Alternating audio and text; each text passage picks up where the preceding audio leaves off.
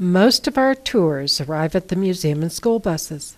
The school bus in our museum took kids to and from school in Churchill County in 1934. Do you see some of the ways in which this bus is different from yours? That's right. This bus is smaller than your regular school bus, and the seats face in a different direction. However, some old buses also had seats like your buses do today. What if all of your class wouldn't fit on this old bus? Years ago, there was a solution. Here is a recreation of the solution using a modern bus. The last students to get on the bus would look for a pile of boards next to the bus driver.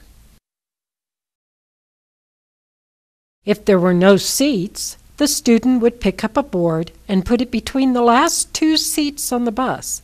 This was their seat for the entire ride.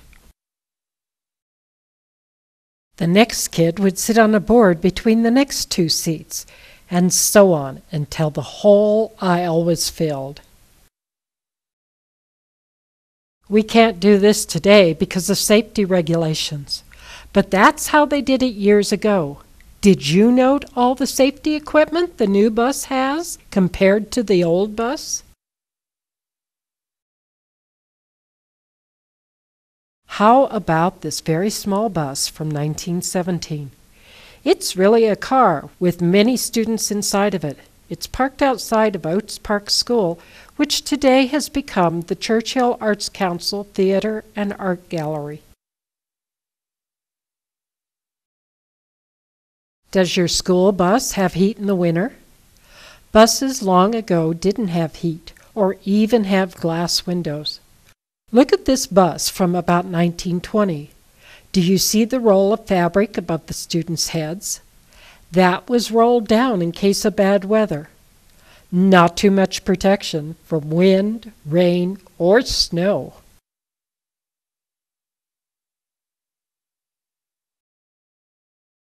Most of you today have bus drivers that are adults. Years ago, if you had an older brother in high school, he could have been the bus driver. The rule then was that the oldest high school boy on the bus route would drive, and the oldest high school girl on the route would be the conductor.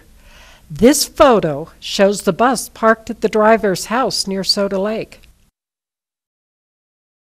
You did not want to fool around on the bus a long time ago. If you disobeyed the bus driver and didn't stop when told, the bus would pull over to the side of the road and the conductor would boot you off. You might be 2 miles or so from home, so you would be late in getting there and late in getting your chores and homework done. Do you think any of these little boys was ever asked to leave the bus? Do you think that you would get into trouble with your parents? That's right. You would be in double trouble for having gotten kicked off the bus and for being late in getting your chores and homework done. When you got on the bus in the morning, it would eventually take you to school. These students are brothers and sisters going to school about 1920.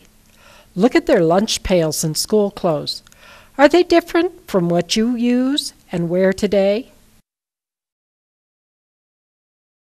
Many country schoolrooms were one room that contained grades 1 through 8, and there might have been fewer kids in the whole school than in your class today.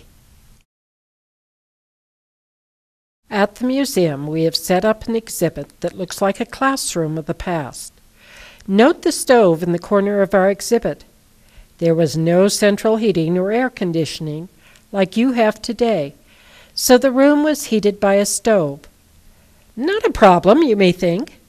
After all, the teacher would have the room all nice and ready. Wrong. The kids were responsible for bringing the wood or coal from home, and one of them even might have to bring a bucket of water so that there would be drinking water. The kids were also responsible for doing the cleaning. Does it sound like all work? It wasn't all work and no play. Schools had recess, and the kids played many of the same games you play today. Most schools had playground equipment like this giant stride. It works like a merry-go-round and looks like a lot of fun, but you'd better hang on tight. Now that you've seen some of the differences between schools of yesterday and today, let's move on to a new section.